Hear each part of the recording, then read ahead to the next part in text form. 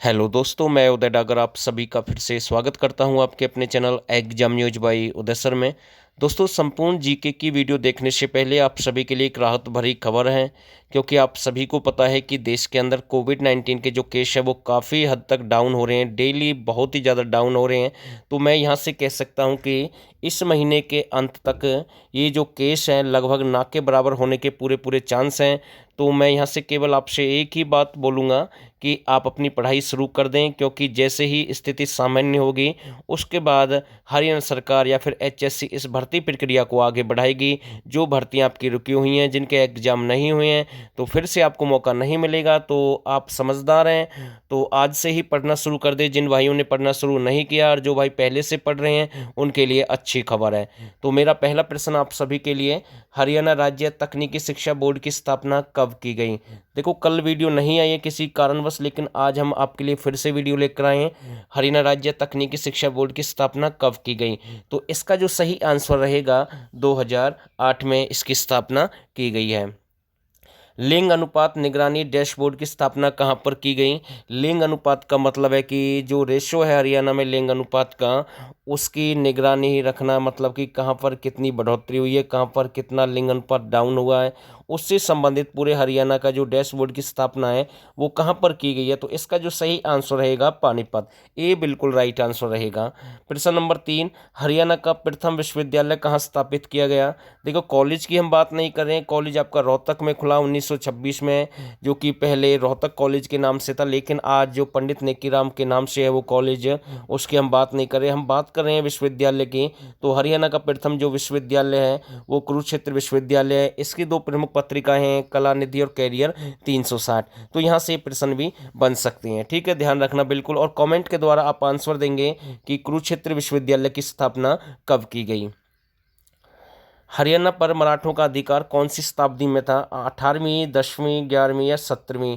तो हरियाणा पर मराठों का जो अधिकार है, देखो मैं आपको बता रहा हूँ बार बार, मैंने कितनी बार पहले भी आपको बताया कि शताब्दी क्या होती है। जैसे फिलहाल मैं आपको बता दूं, आपकी जो डेट ऑफ बर्थ है मानकर चलते हैं 1995 है, तो आपका जो जन्म है यानी कि उससे एक आगे चलना है, यानी कि 19 से 1, यानी कि आपका 20वीं शताब्दी में हुआ है। अगर किसी की डेट ऑफ बर्थ मानकर चलते हैं, जैसे हमारा जो 1857 की जो क्रांति हुई थी, अगर ये पूछ ले कि ये शताब्दी कौन सी थी, तो इससे एक आगे आपको चलना है, 19वीं शताब्दी थी। तो यानी कि जैसे कि मैंने 675 लिख दिया, तो ये कौन सी शताब्दी है? ये आपकी 7वीं शताब्दी, यानी कि एक आगे। तो ये आपको अच्छे से समझ में आया होगा, उसे कहते हैं शताब्दी। तो ऐसे ही मराठों का अधिकार है वो हरियाणा में, मतलब कि हरियाणा पर कब था? 18वीं शताब्दी, यानी कि ए बिल्कुल राइट आंसर रहेगा।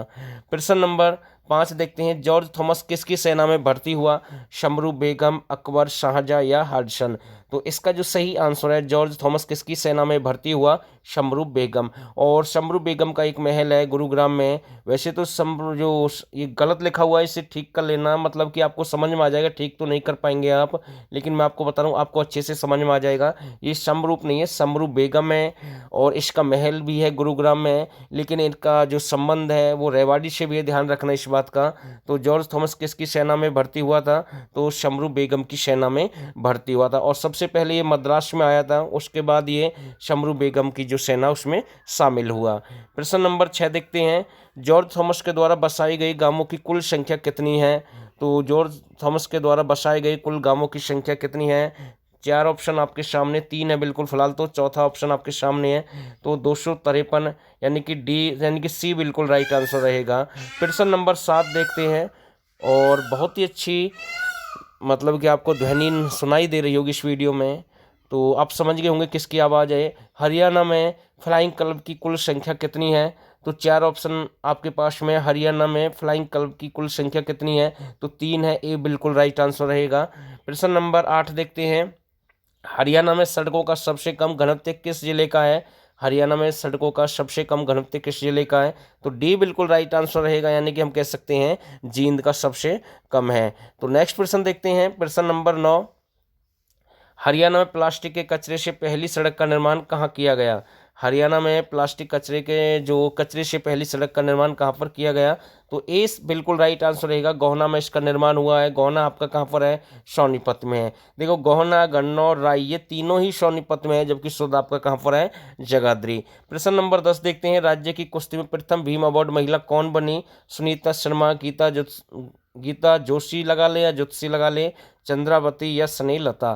तो इसका जो सही आंसर है ए बिल्कुल राइट आंसर है। हरियाणा की प्रथम महिला सुल्तान, बिल्कुल इजी प्रश्न है, रजिया बेगम, बिल्कुल राइट आंसर रहेगा। ये तो इजी प्रश्न है भाई, बिल्कुल। प्रश्न नंबर 12 देखते हैं, हरियाणा में देसी घी की सबसे पुरानी मंडी किस जिले में है? तो इसका जो सही आंसर रहेगा, हरियाणा में देसी घी की सबसे जो पुरानी मंडी है वो किस जिले में है? तो आपकी हिसार में है। ए बिल्कुल राइट है। ठीक है भाई। प्रश्न नंबर 13 देखते हैं, हरियाणा की सबसे प्राचीन फिल्म कौन सी है? हरफुल, जाट जुलानी, चंद्रावल, वीर घटोत्कच या धरती? तो हरियाणा की सबसे प्राचीन फिल्म है धरती है, जो कि 1968 में आई। ध्यान रखना इस बात का, ठीक है। सबसे प्राचीन फिल्म हम कह सकते हैं, तो डी बिल्कुल राइट आंसर है, धरती। प्रश्न नंबर 14, शहीद मीनार खपड़का कहाँ पर है? रोहतक, सिरसा, हथीन, सुध? तो इसका जो सही आंसर रहेगा, शहीद जो मीनार खपड़का है वो आपकी कहाँ पर है? रोहतक में। कहाँ, सॉरी, ये आपकी हथीन में। सी बिल्कुल सही है। और हथीन किस डिस्ट्रिक्ट में आता है? पलवल में आता है, तो ध्यान रखना इस बात का। तो हम बहुत ही जल्दी कंप्लीट कर रहे हैं, समय आपका खराब बिल्कुल नहीं कर रहे हैं इस वीडियो में, क्योंकि समय की जो हमें पता है कि भाई समय कितना इंपॉर्टेंट है। ओड जाति सबसे अधिक हरियाणा में कहाँ पाई जाती है? तो नाम से भी आप पता लगा सकते हैं, इजी प्रश्न है। ओड जाति सबसे अधिक हरियाणा में कहाँ पर पाई जाती है? ओड जाति से बिगड़कर उसका नाम क्या रख दिया गया? होडल, यानी ओडल, पहले ओड फिर ओडल फिर होडल, तो ध्यान रखना होडल। ठीक है भाई, ए बिल्कुल राइट आंसर है। प्रश्न नंबर 16, किशोरी महल का निर्माण किसके द्वारा करवाया गया? राजा सूरजमल, राजा किशोर, राजा कुलसन या राजा वीर संरचन? तो इसका जो सही आंसर रहेगा, राजा सूरजमल। ए बिल्कुल राइट आंसर है भाई। ठीक है। प्रश्न नंबर 17, मटिया का किला कहाँ पर है? पलवल, रोहतक, गुरुग्राम या सिरसा? तो मटिया का किला आपका कहाँ पर है? पलवल में। सबसे प्राचीन गुंबद भी कहाँ पर है? पलवल में। ध्यान रखना, जो पंचवटी जो मंदिर है वो भी आपका पलवल में है। द्रौपदी घाट भी आपका पलवल में है। ठीक है, ध्यान रखना है। ऐसे प्रश्न बार बार रिपीट होते हैं एग्जाम में, जो मैंने आपको 3-4 प्रश्न जो अलग से बताए अभी साथ के साथ। प्रश्न नंबर 18 देखते हैं, मटिया के किले का निर्माण किसके द्वारा करवाया गया? मुगलों के द्वारा या मराठों के द्वारा या अंग्रेजों के द्वारा या इनमें से कोई नहीं? तो मटिया के किले का निर्माण किसके द्वारा करवाया गया? तो ए बिल्कुल राइट आंसर रहेगा, मुगलों के द्वारा इसका निर्माण करवाया गया है। प्रश्न नंबर 19, रानिया का विद्रोह कब हुआ? तो रानिया आपको पता होना जरूरी है कि रानिया सबसे पहले है कहाँ पर? रानिया आपका सिरसा में है, ध्यान रखना। तो रानिया एक प्राचीन, यहाँ पर एक युद्ध हुआ था प्राचीन समय में, या फिर हम कह सकते हैं कि विद्रोह हुआ था रानिया का, जो कि 1818 में हुआ। ए बिल्कुल राइट आंसर रहेगा। प्रश्न नंबर 20 देखते हैं, सिरसा के उर्दू, सॉरी गलत है थोड़ा सा, सिरसा के ओटू नामक स्थान पर गंगा नदी पर, सॉरी गंगा भी गलत है, प्रश्न की लैंग्वेज गलत हो गई है। सिरसा के ओटू नामक स्थान पर यानी कि घग्गर नदी पर निर्मित बांध का नाम क्या है? ये गंगा नहीं है, एक तो घग्गर है, ध्यान रखना, और ये उर्दू नहीं है, ओटू है। तो इसका जो आंसर आपको बताना, सिरसा के ओटू नामक स्थान पर जो घग्गर नदी है उस पर निर्मित बांध का नाम क्या है? तो इसका जो सही आंसर रहेगा, वीराज बांध। ए बिल्कुल सही आंसर रहेगा।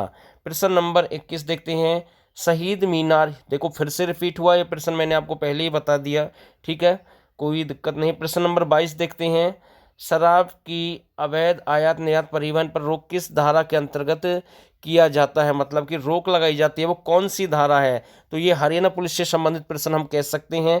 तो इसका जो सही आंसर रहेगा, धारा से रिलेटेड प्रश्न है, तो ए बिल्कुल सही आंसर रहेगा भाई। ठीक है, धारा 61। प्रश्न नंबर 23 देख लेते हैं, शेष सैया पर लेटे विष्णु भगवान की मूर्ति हरियाणा में कहाँ पर, मतलब कहाँ से मिली है? शेष सैया पर लेटे विष्णु भगवान की मूर्ति हरियाणा में कहाँ से मिली है? रोहतक है, सिरसा है, करनाल है या फिर सोनीपत है? तो इसका जो सही आंसर रहेगा, एक फैजिलपुर या फाजिलपुर एक स्थान है, जो कि आपका कहाँ पर है? सोनीपत में। तो डी बिल्कुल राइट आंसर है। ठीक है भाई। प्रश्न नंबर 24 देखते हैं, हरियाणा में सोमवती अमावस्या को पिंडदान के लिए प्रसिद्ध मेले का आयोजन किया जाता है, वो कौन सा मेला और कहाँ पर उसका आयोजन किया जाता है?